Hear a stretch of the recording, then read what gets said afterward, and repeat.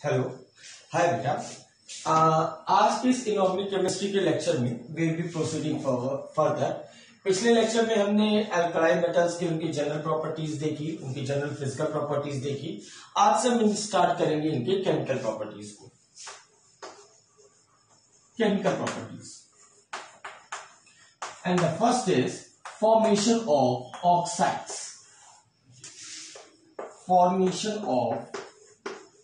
formation of oxides।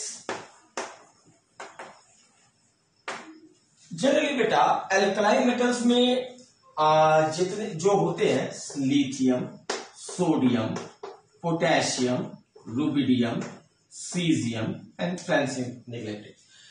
आपको जब oxides की बात करते हैं तो ऑक्साइड आयन O2 माइनस होता है basically. This is known as oxide ion. ये आप छोटे क्लास में भी कर चुके हैं। छोटे क्लास में आपको ये पता होगा कि ऑक्सीजन के आउटर मोस्ट में 6 इलेक्ट्रॉन्स होता है और जब वो 2 इलेक्ट्रॉन गेन कर लेता है तो वो ऑक्साइड कहलाने लगता है और उसी ऑक्साइड आयन को हम रिप्रेजेंट करते हैं O2 माइनस की। जनरली ये आयन जो होता है वो बहुत ही छोटा होता है और अगर एक छोटे एन आयन और एक छोटे कैट आयन को अगर आप मिलाते हैं you will always get normal oxide. Like अगर मैं लिथियम कैटायन की बात करूं Li1+ और ऑक्सीजन एनायन की बात करूं O2-, आपने छोटे क्लास में पढ़ा ये फॉर्मूला आपका कैसे बनेगा। जस्ट ड्रॉप दी साइन और जो भी सुपरस्क्रिप्ट है उन्हें आप सबस्क्रिप्ट बना दीजिए। It will be Li2O। तो lithium mainly forms mono oxide only or we can say lithium mainly forms normal oxide only. So this is known as lithium oxide. And the reason for this is due to small size of lithium. क्योंकि lithium की size और oxide ion की size they both are near about compatible और आप कह सकते हैं कि O2- जनरली Li+ से तो बड़ा ही होगा क्योंकि एक ही पीरियड में है। तो लिथियम क्योंकि छोटा पड़ता है तो एक ऑक्सीजन 2 लिथियम कैटायन को अपने इर्द गिर्द, मतलब अगर आप देखिए एक लिथियम आएगा it has got outer most electron, एक और लिथियम आएगा it has got outer most electron और ऑक्सीजन को 2 इलेक्ट्रॉन की वांट है अपार्ट फ्रॉम 6 इलेक्ट्रॉन्स। तो ये एक इलेक्ट्रॉन इससे लेके एक इलेक्ट्रॉन इससे लेके इस ऑक्सीजन के ऊपर 2 यूनिट्स का नेगेटिव चार्ज आएगा which will be balanced by single unit of positive charge on 2 lithium atoms. तो lithium forms single oxide only, that is known as lithium oxide. लेकिन जैसे जैसे साइज बढ़ेगा वैसे वैसे ऑक्साइड आयन को अकोमोडेट करने की जो प्रॉपर्टी है वो भी बढ़ते जाएगी। जनरली दूसरे केस में क्या होता है, सोडियम की जो साइज होती है वो ऑक्साइड के साइज, देखिए लिथियम ऑक्साइड से छोटा होता है क्योंकि दोनों एक ही पीरियड में है। लिथियम ने 1 इलेक्ट्रॉन लूज कर दिया है और ऑक्सीजन ने 2 इलेक्ट्रॉन गेन कर लिया है। और अगर आप पीरियोडिक टेबल वाला चैप्टर पढ़े होंगे classification, periodic classification of elements, तो उसमें आपने पढ़ा होगा कि cations are generally smaller in size than anions and if they belong to the same period. Sodium की अगर मैं बात करूं तो Na+ एंड O2-, अगर आप देखिए दोनों के पास 10 इलेक्ट्रॉन्स है। यहां पे सोडियम है 281, 1 इलेक्ट्रॉन ये लूज कर चुका है। यहां ऑक्सीजन है 2,6, वो 2 इलेक्ट्रॉन और ले चुका है। मींस आप ये कह सकते हैं 8 + 2 10 इलेक्ट्रॉन इसके पास और 11 में से 1 चला जाएगा, 10 इलेक्ट्रॉन इसके पास। इनके एटॉमिक साइज एग्जैक्टली कह सकते हैं आप लगभग they are similar to each other. तो जब अगर एटॉमिक साइजेस या आयनिक साइज लगभग सेम होता है तो वहां पे परऑक्साइड्स बनने की टेंडेंसी ज्यादा होगी। आप ऐसे याद रखेंगे कि जिस केस में जो एल्कलाइन मेटल के कैटायन की साइज ऑक्साइड आयन के नियर अबाउट बराबर होगी it will tend to form peroxides. Peroxides क्या होता है बेटा, जैसे ऑक्सीजन होता है और एक जगह ये ऑक्सीजन ये Na जो हो ये 1+ और ये 1 इलेक्ट्रॉन इस ऑक्सीजन को दे दे और एक Na अपना 1 इलेक्ट्रॉन, यहां पे इलेक्ट्रॉन बना लीजिए, ये इस ऑक्सीजन को दे दे। Means the formula will be Na2O2। अगर यहां पे अगर आप इसे बेसिकली याद रखना चाहते हैं तो परऑक्साइड पे ऑक्सीजन के ऊपर 1 यूनिट का नेगेटिव चार्ज आता है और अगर आप फॉर्मूला बनाएंगे it will be Na1+O1- that will give you NaO। लेकिन परऑक्साइड में O2 होना जरूरी है, this is your peroxide linkage, तो यहां पे आप इसे Na2O2 लिखेंगे। तो सोडियम जनरली फॉर्म्स परऑक्साइड। ऐसा नहीं है कि सोडियम सुपर मतलब नॉर्मल ऑक्साइड सोडियम का नहीं बनता, वो भी बनता है, लेकिन मैं बात कर रहा हूं कि जनरल केस सिनेरियो में जब लिथियम ऑक्साइड बनाता है तो सोडियम की टेंडेंसी परऑक्साइड बनाने की है। इसके नीचे जब आप जाएंगे तो ये जो एलिमेंट्स हैं इनकी साइज इतनी बड़ी है कि जब ऑक्सीजन इनके पास अप्रोच करता है, इट इज जस्ट इक्विवेलेंट कि अगर मान लीजिए दो छोटे छोटे ग्रह they are bounded to each other by something और वो एक बड़े से ग्रह के पास अप्रोच करेंगे तो वो इनके बीच का बॉन्ड नहीं तोड़ेगा, वो इन दोनों ही ग्रह को अपने ग्रेविटेशनल पुल से अपने अंदर ले लेगा। उसी तरह ही ऐसा होता है जब पोटेशियम के सामने कोई ऑक्सीजन आता है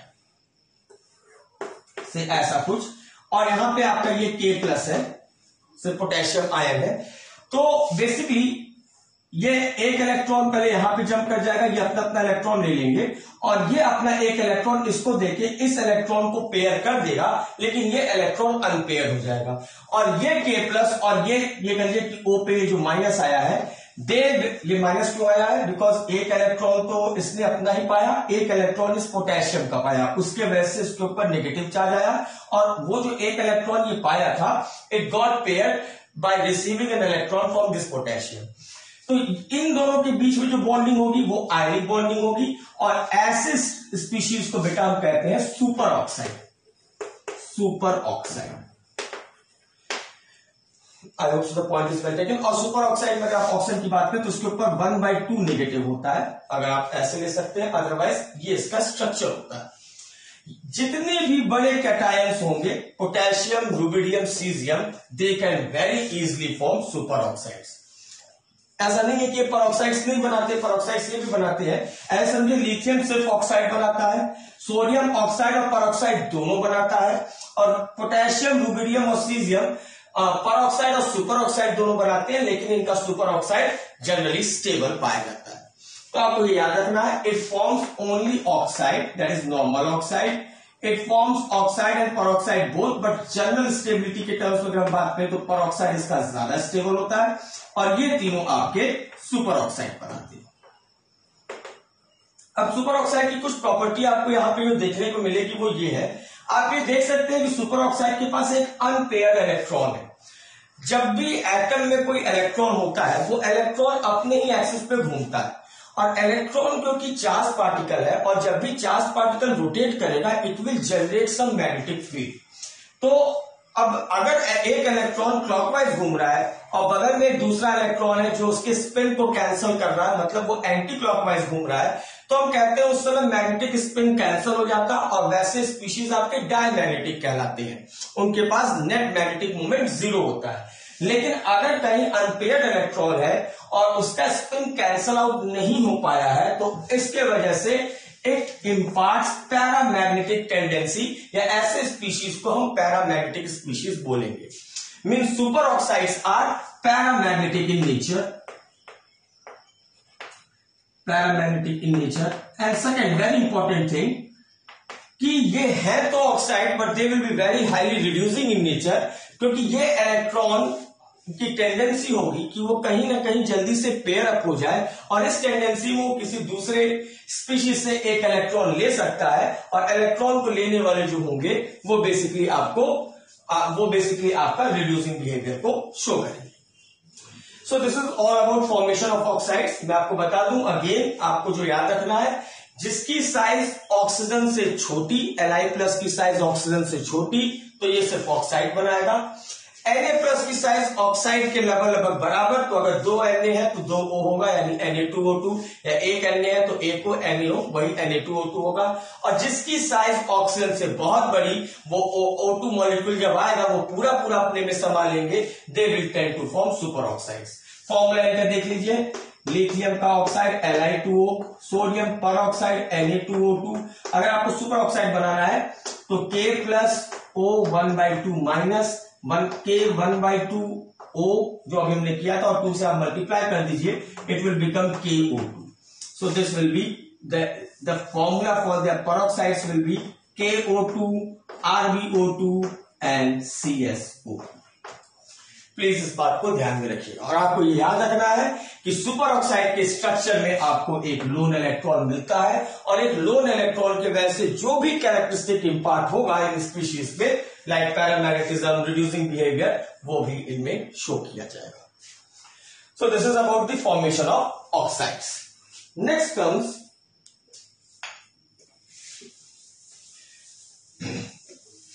reducing behavior. Next comes reducing behavior.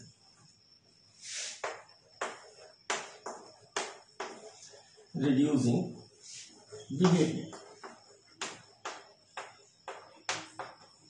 Or you can say reaction with water. First, we will do reaction with water. Reaction with water.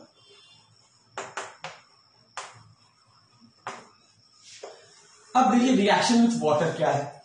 अच्छा, आपके जो क्लास 11th में है उनके टेक्स्ट बुक में लिखा रहता है कि E ऐसे लिखा था, E नॉट वैल्यू या E negative value for something is very negative and for this thing is very negative. जो क्लास 12th में है और उन्हें इलेक्ट्रोकेमिस्ट्री पढ़ ली है, उन्हें इस चीज को लेकर प्रॉब्लम नहीं होता है। लेकिन जो 11th में है उनके लिए मैं एक ट्रेंड बता दूं, अगर कहीं भी आपको E नॉट वैल्यू दिया गया है, वो बाद में मैं आपको बताऊंगा जब हम फिजिकल केमिस्ट्री कर रहे होंगे कि E नॉट वैल्यू का मतलब क्या है। अभी के लिए वो पूरा एक चैप्टर ही है और वो काफी लंबा ले लेगा, तो अभी के लिए बस आप ये जानिए, कभी भी किसी भी एलिमेंट के लिए अगर E नॉट वैल्यू देते हैं, E not value more negative means more tendency to lose the electron, more tendency to lose the electron and hence can act as better reducing agent। Generally हम इसको ऐसे दिखाते हैं, suppose if you have got E not, Li से Li plus होना, एक electron को loose करना, तो जनरली हम रिडक्शन वैल्यू दिखाते हैं, it is given by like this, Li plus से Li। इसका मतलब है अगर ये वैल्यू जितना ज्यादा नेगेटिव होगा, उसका मतलब ये Li प्लस Li से इलेक्ट्रॉन ले नहीं सकता, वो Li प्लस से मतलब Li प्लस से इज में तुरंत कन्वर्ट हो जाएगा। से कि जितना ज्यादा E नॉट वैल्यू नेगेटिव होगा उतनी ज्यादा टेंडेंसी होगी मेटल की कि वो इलेक्ट्रॉन को लूज कर सके, एंड हेंस उतनी ज्यादा टेंडेंसी होगी कि वो एक बेटर रिड्यूसिंग एजेंट के रूप में काम करता है। तो अगर मैं वाटर में बात करूं, सबसे ज्यादा, अगर मैं अल्कालाइन मेटल की बात करूं तो सबसे ज्यादा E not value, more negative E not value, negative या मोस्ट लिख लीजिए, most negative E not value is for lithium. क्यों? लिथियम कैसे, अब आप ये सोचेंगे सर लिथियम कैसे इजिली एक इलेक्ट्रॉन लूज कर लेता है, क्योंकि देखिए लिथियम की आयनाइजेशन एनर्जी तो हाई होती है, लिथियम इजिली एक इलेक्ट्रॉन नहीं दे सकता। लेकिन जैसे ही लिथियम वाटर में जाता है, वाटर से जो हाइड्रेशन इंथैल्पी रिलीज होती है वो इतनी ज्यादा होती है कि जो आयनाइजेशन एनर्जी की जरूरत लिथियम को था वो हाइड्रेशन एनर्जी पूरा कर देता है। हमने पढ़ा था lithium has the highest hydration energy, यानी Li प्लस कैटायन जैसे ही आपका पानी में बनेगा तुरंत ही वाटर के मॉलिक्यूल्स उसकी तरफ रश करेंगे और इस प्रोसेस में उनका kinetic energy, part of their kinetic energy gets converted into heat energy and that heat energy is regarded as hydration energy. और क्योंकि लिथियम, अब जैसे अगर आपने एक लिथियम का कैटायन अंदर डाल दिया तो इतनी एनर्जी रिलीज होगी वो अगल बगल के लिथियम एटम को आयनाइज करके उसको इजिली Li प्लस में कन्वर्ट कर सकते हैं। तो अगर आप एक्वस स्टेट में बात करें, इसे बेटा ये एक्वस स्टेट में ही है, एक्वस स्टेट में बात करें तो सबसे ज्यादा negative E not value lithium की होगी। और इसका रीजन ये नहीं है कि वो इजिली इलेक्ट्रॉन इसलिए दे सकता है क्योंकि उसकी आयनाइजेशन एनर्जी कम है, आयनाइजेशन एनर्जी कम है, उसकी आयनाइजेशन एनर्जी कम नहीं होती, उसकी आयनाइजेशन एनर्जी बहुत ज्यादा होती है। लेकिन क्योंकि उसकी हाइड्रेशन एनर्जी भी बहुत हाई है तो उस आयनाइजेशन एनर्जी की जो रिक्वायरमेंट है वो उसका हाइड्रेशन एनर्जी फुलफिल कर देता है। अगर आप इन एक्वस स्टेट की बात कर रहा हूं, अगर आप नॉर्मल गैसियस स्टेट में बात करेंगे तो आयनाइजेशन एनर्जी के बेसिस पे चेक करेंगे, और उस केस में सीजियम आपका सबसे ज्यादा most negative E not value होगा। लेकिन ई नॉट वैल्यू गैसियस में कोई मतलब नहीं बनता है। जब भी आप जब इलेक्ट्रोकेमिस्ट्री में करेंगे तो जब भी हम इलेक्ट्रोड पोटेंशियल निकालेंगे तो आप देखेंगे वहां पे सॉल्वेंट हमेशा वाटर ही यूज किया जाता है, तो उसका कोई मतलब नहीं है। And least negative E naught value, you will be surprised to know it is of sodium। ये सोडियम का होता है, क्योंकि देखिए अगर आप क्या होता है मोस्ट नेगेटिव की टर्म्स में चलते तो लिथियम और उसके बाद तो आपका सीजियम वगैरह ये आएगा जिसके पास आयनाइजेशन एनर्जी कम है, तो उस हिसाब से आप समझ सकते हैं कि सोडियम का। देखिए अगर आप वैसे देखें आयनाइजेशन एनर्जी के ट्रेंड पे तो सबसे इजीली इलेक्ट्रॉन सीजियम यूज कर सकता है, फिर उसके बाद रुबिडियम, फिर पोटेशियम, फिर सोडियम और फिर लिथियम। तो यानी कि सबसे ज्यादा नेगेटिव ई नॉट वैल्यू आपकी होनी चाहिए सीजियम की, फिर रुबिडियम की, फिर पोटेशियम की, फिर सोडियम की, फिर लिथियम की। लेकिन लिथियम की हाइड्रेशन एनर्जी इतनी ज्यादा है कि उसके आयनाइजेशन एनर्जी का कांस्टेंट रह ही नहीं जाता है, और इसीलिए लिथियम सबसे आगे आ जाता है। तो most negative E not value is for lithium and the least negative E not value is for the sodium, और बीच में ये ट्रेंड बनता है। अब दूसरी बात, अभी तो नहीं या लेटर ऑन इस लेक्चर में, या आप ओवर थिंकिंग करें या एक्सीडेंट आपके दिमाग में ये आएगा कि सर लिथियम की हाइड्रेशन एंथैल्पी इतनी ज्यादा है, तो अगर हम लिथियम को वाटर में डालते हैं तो एक फसी सा साउंड आता है बस, और वो लिथियम वाटर में घूमने लगता है। लेकिन अगर वाटर में वहीं आप सोडियम या पोटेशियम को डालते हैं, आपने एक्सपेरिमेंट्स या अपने लैब में भी देखा होगा या फिर यूट्यूब वीडियोस पे भी आपको सब देखने को मिलेगा, तो वहां क्या करते हैं वो सोडियम को या पोटेशियम को जैसे ही पानी में डालते हैं इट एक्सप्लोड्स और आपको एक फ्लेम भी दिखाई देगा। तो ऐसा क्यों होता है कि लिथियम की हाइड्रेशन एनर्जी इतनी ज्यादा है, लेकिन फिर भी लिथियम का जो रिएक्शन है वाटर के साथ वो बहुत ज्यादा विगरस नहीं है, लेकिन sodium, potassium, rubidium and caesium इनका रिएक्शन वाटर के साथ हाईली विगरस है। इसके पीछे रीजन क्या है बेटा, आपको मैंने मेल्टिंग पॉइंट में बताया था लिथियम की मेल्टिंग पॉइंट सबसे ज्यादा होती है। टेक इट लाइक दिस कि मान लीजिए कि ये लिथियम का एक टुकड़ा है, इसके अंदर बहुत सारे एटम्स हैं, और ये एक सोडियम का टुकड़ा है और इसके अंदर भी बहुत सारे सोडियम के एटम्स हैं। जैसे ही आप सोडियम को पानी में डालते हैं तो भले इसकी हाइड्रेशन एनर्जी कम है, but that hydration energy is sufficient to melt this sodium.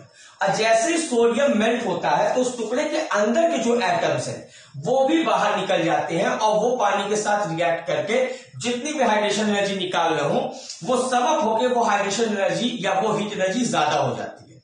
Lithium के साथ क्या है, लिथियम की हाइड्रेशन एनर्जी ज्यादा है, पर that hydration energy is not sufficient to melt this lithium, and as result जो अंदर के एटम्स हैं वो वाटर के कांटेक्ट में नहीं आ पाते, सिर्फ सरफेस के एटम्स ही वाटर के कांटेक्ट में आ पाते हैं। इट इज जस्ट लाइक मान लीजिए इसके सरफेस पे मैं आर्बिट्री नंबर 10 एटम्स हैं, और एक एटम के वाटर के कांटेक्ट में आने पे मान लीजिए 5 जूल्स रिलीज हो रहा होगा, तो टोटल इसमें आपको 50 जूल की हीट एनर्जी रिलीज होते हुए दिखाई देगी।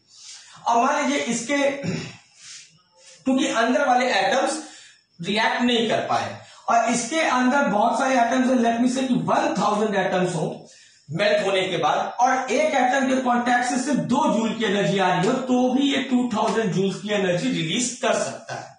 That's just an arbitrary number, बताने के लिए कि इसकी हाइड्रेशन एनर्जी ज्यादा है लेकिन लिथियम उस एनर्जी पे मेल्ट नहीं हो पाता, इसलिए अंदर के एटम्स पानी के साथ कांटेक्ट में नहीं आ पाते, एंड हेंस क्योंकि वो पानी के साथ कांटेक्ट में नहीं आ पाता तो भले इसकी हाइड्रेशन एनर्जी ज्यादा है लेकिन जो नेट हाइड्रेशन एनर्जी रिलीज होगा वो कम होगा, because all atoms are not participating in reaction with water.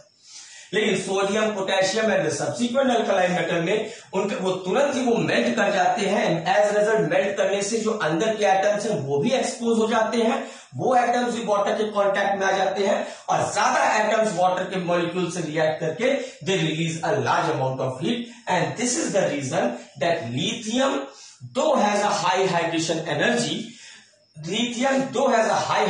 energy, its reaction with water is less vigorous. So please keep in mind, what is the reason that lithium having high hydration enthalpy, its reaction with water is less vigorous compared to other alkaline metal. Reason आपको एक line में लिखना है, because of high melting point of lithium. क्योंकि lithium का melting point बहुत high होता है, जिसकी वजह से लिथियम के सारे एटम्स वाटर के साथ रिएक्ट करने के लिए एक्सपोज नहीं हो पाते. So I hope so this point is well taken कि reaction with water generally lithium की हाइड्रेशन एनर्जी सबसे ज्यादा है, E not value most negative है, बट स्टिल ये पानी के साथ इसका जो रिएक्शन है it is less vigorous compare to other alkaline metals, and this is the reason behind. So ये दो केमिकल प्रॉपर्टीज शायद आपको समझ में आ गया हो. Will be starting with the third chemical properties, that is formation of the halides and solution of alkaline metals in liquid ammonia in our next lecture. इसे बेटा हो सकता है इन लेक्चर्स में थोड़ा टाइम आपको लग रहा हो, आपको लग रहा है कि सर खींच रहे हैं, बट मैं एक्सटेंड नहीं कर रहा हूं. ट्रस्ट मी, यही कंसेप्ट हर एक पी ब्लॉक, डी ब्लॉक, हर जगह ये रिपीट होगा.